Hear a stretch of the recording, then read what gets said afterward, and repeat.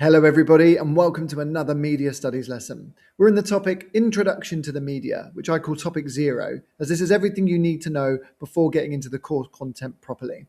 So I'm going to deliver this like it was a lesson in any classroom. What you're going to need for this is a mini whiteboard and whiteboard pen and an exercise book or some way of making some notes to do some of the activities and tasks within this lesson.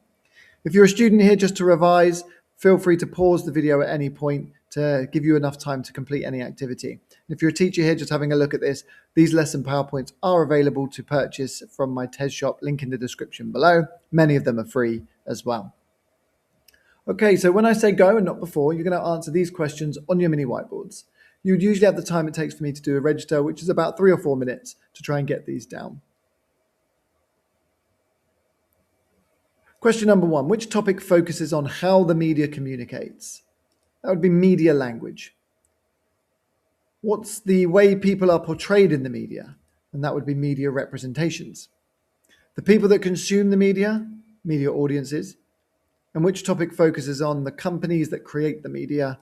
That would be media industries. Last lesson, we also looked at colonialism. And that would be a period in history when European nations took control of countries to gain wealth and resources.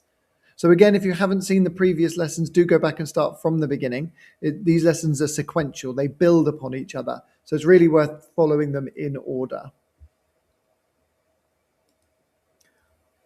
On to today's lesson then. In a moment when I say go, please write the lesson title and today's date in your exercise books and give them a nice neat double underline.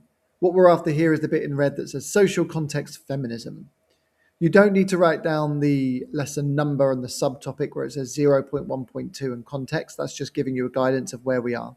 And I wouldn't write down the learning objective.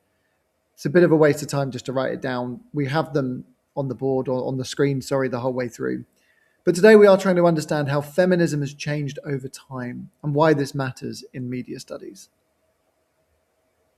Before we move on, I would do something called a prerequisite knowledge check. That means the knowledge that you as a student need to be able to access this lesson properly. There's no point in me talking about feminism and context if you don't know what context actually means. So, if you've been following these lessons in order, you should already know. On your mini whiteboard, in as fewer words as possible, give yourselves just 20 seconds. What does context mean?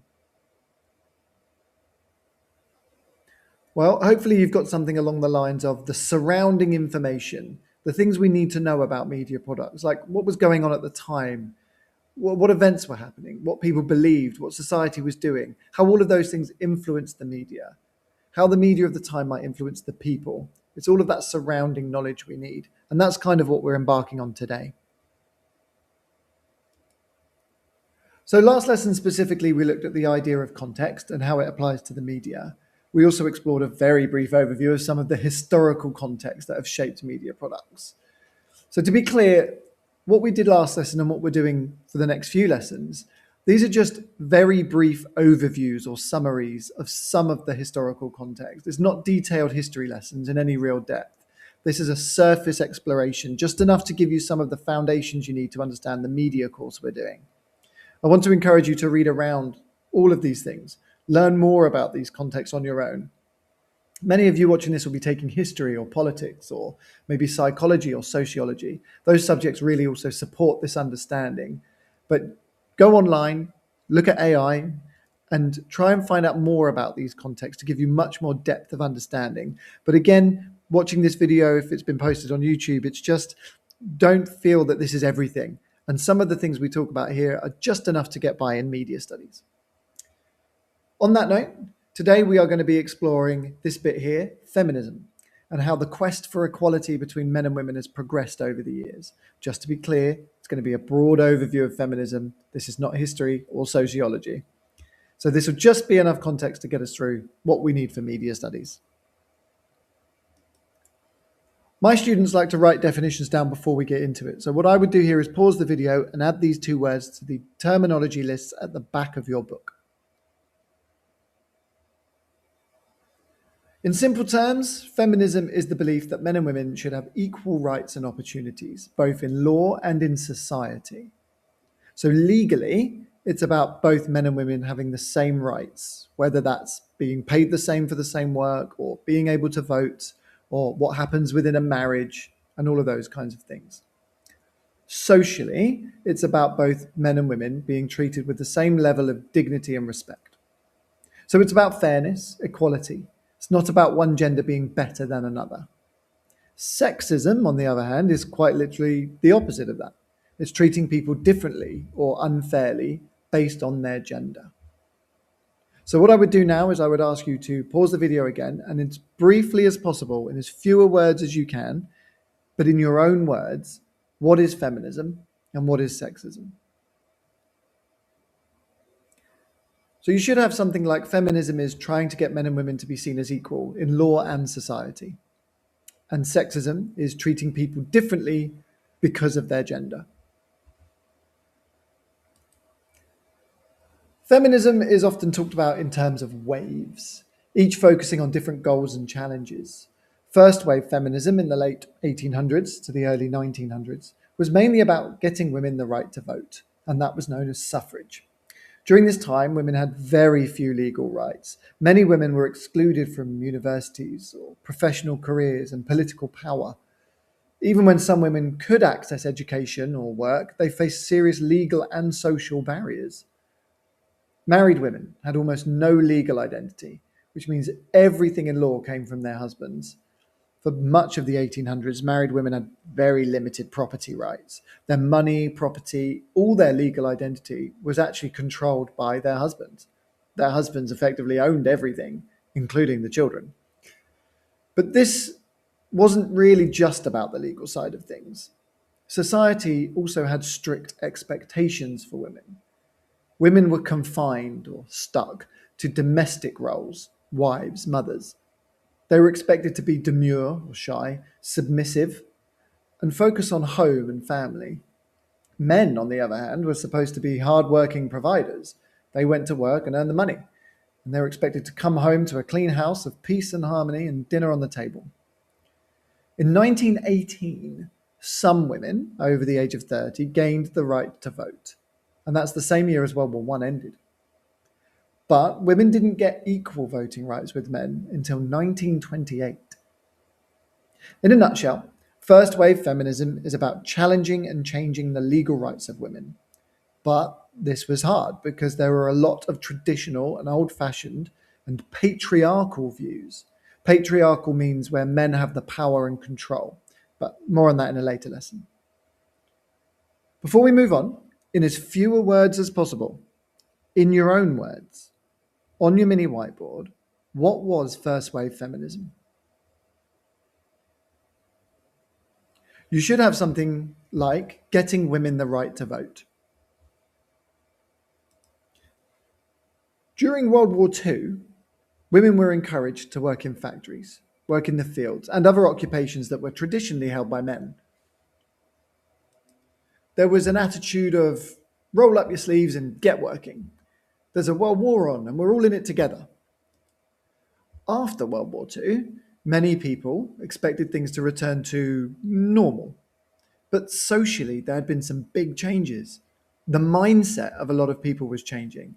So by the 1960s, feminism had entered its second big movement or wave. Legally, a few things still needed to be addressed, things like equal pay, maternity rights, and even privacy. Husbands in the 60s could still get doctors to report on their wives without their knowledge or consent. But for media studies, at least, second wave feminism was mainly about social issues, getting everyone to see the value in progressive, liberal, and more tolerant attitudes towards equality. It was about challenging social views on domestic abuse, sexual harassment, and the expectations of women in society. The problem was that the media at the time was really slow to adapt to these changes. Big media industries like advertising, newspapers, magazines, radio, and the new exciting medium of television, they were all owned and operated and controlled by men, but not just men, older men who had grown up in a much more sexist and male-dominated world. A lot of mainstream media still reinforced traditional and outdated ideas about men and women, even while society was starting to change. In a nutshell then, second wave is about equality in all areas: workplace, education, all male-dominated spaces. Second wave feminism is about the legal and social aspects. Legally, campaigners are pushing for changes around pay and work and marriage and maternity. Socially, they challenge the idea that women should mainly be housewives, mothers, and objects of male attention. So for media studies, we're especially interested in that social side because it links directly to representation. It's about fighting against the stereotypical and outdated representations of women in the media. On your mini whiteboard, in as fewer words as possible, in your own words, what was second wave feminism? What was it about? You should have something like challenging the social inequalities and fighting against old-fashioned stereotypes of women in the media.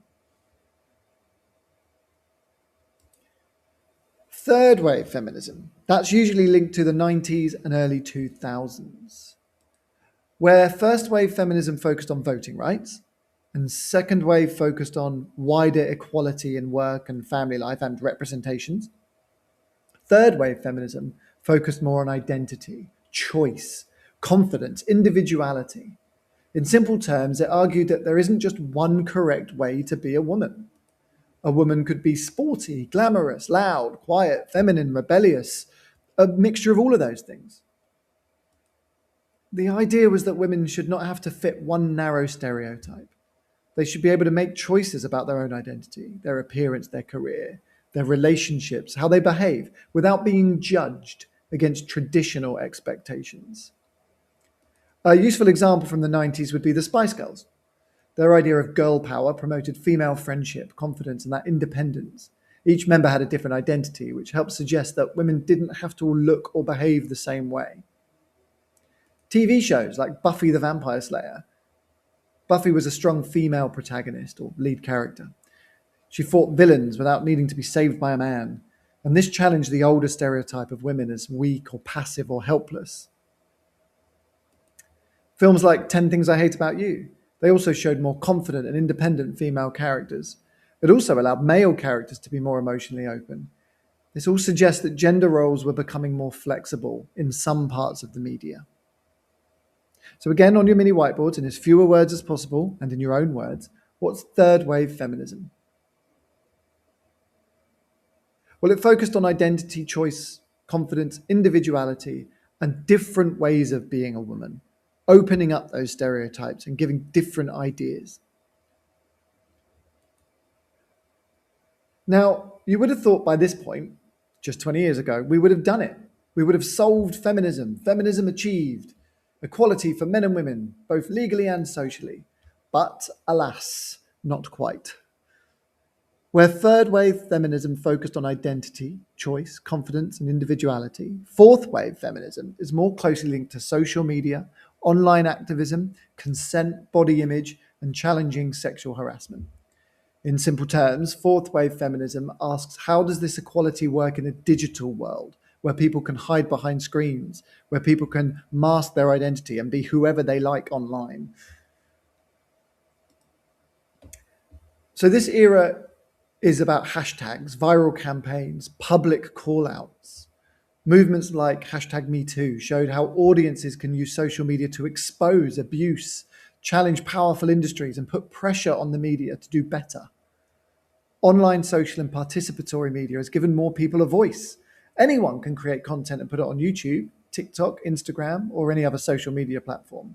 And this means it is no longer only powerful corporations controlled by old-fashioned men that control the messages we see.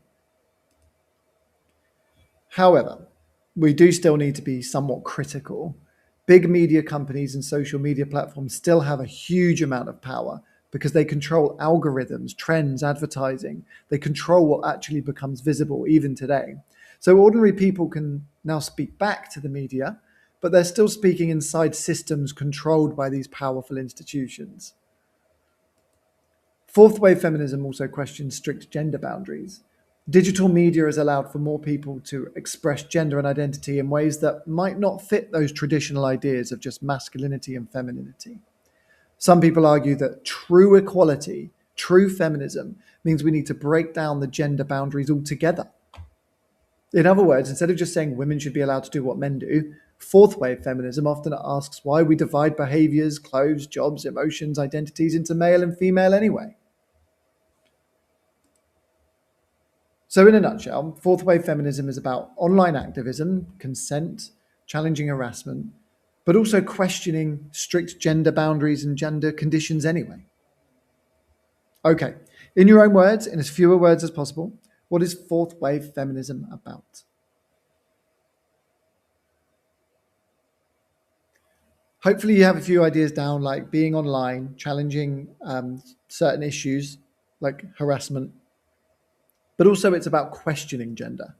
Do we need to say his and hers? Do we need these types of words? Are we still going to say blue for boys and pink for girls? Let's challenge some of those things. Okay, so there was a lot of information there from me, but that does cover mostly what we would need to understand about feminism for media studies. What we would do now in the classroom is something called a mix and match exercise. In a moment, when I say go, I would like you to discuss these options with the person sat next to you. Now, that may not be too easy if you're sat on your own watching this as a video. However, have an internal conversation with yourself about these definitions and these terms. You're trying to match the lettered definitions on the right-hand side to the key terms on the left. Give yourself 2 minutes to read them and discuss them in your head. And then on your mini whiteboard, try and match each one correctly.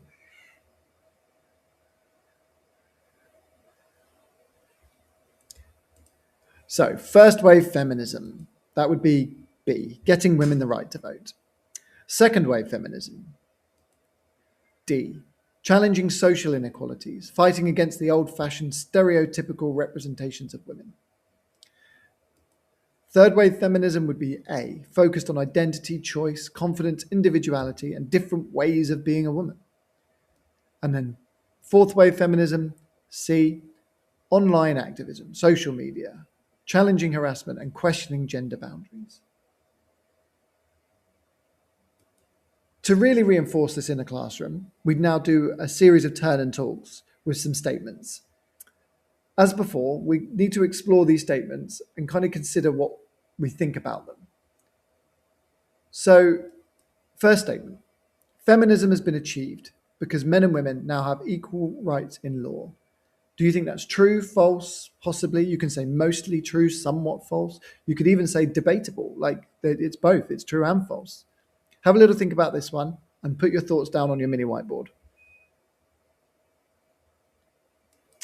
So I would argue largely that's false. Men and women might have equal rights in law. We've kind of tackled the legal side of things, but feminism is also about social equality. And I think we still have quite a way to go with that. Second statement then. The media can both challenge sexism and reinforce it.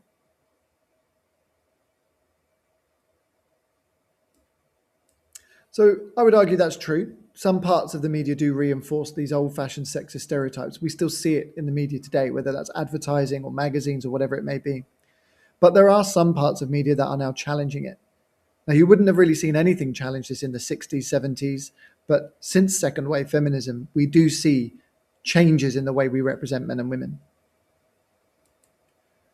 Third statement then. The media has helped feminism by giving women more ways to represent themselves.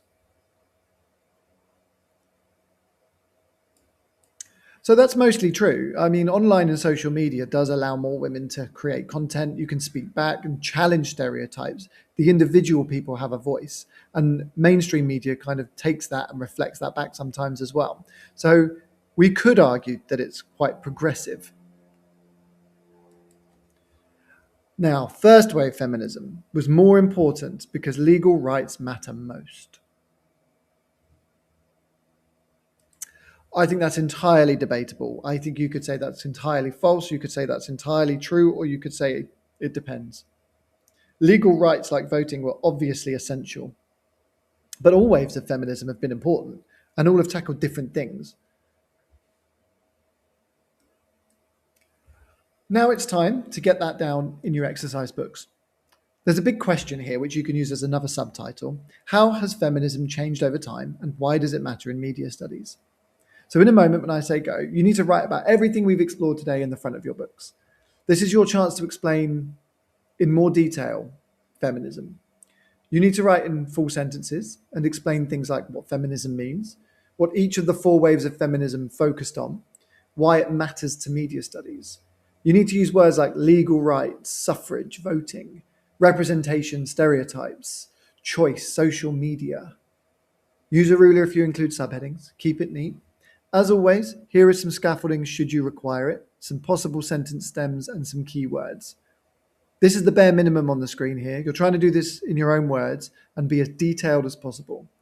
I'd give yourself at least 8 minutes for this.